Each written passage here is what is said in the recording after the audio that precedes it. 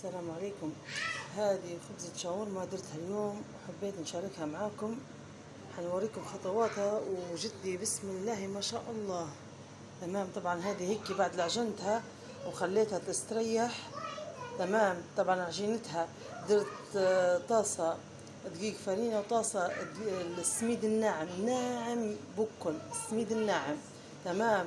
وكشيك ملح وأربعة كواشيك زيت بسستهم مع بعضهم.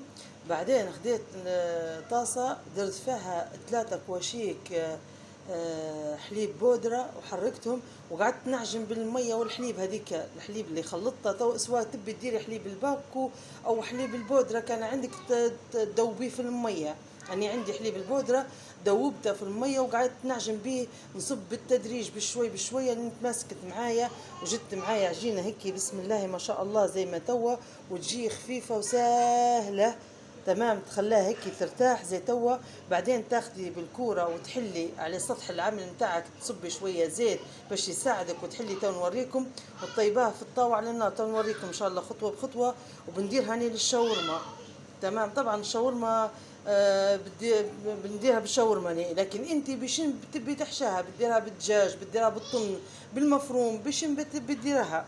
تمام. تو نوريكم ان شاء الله.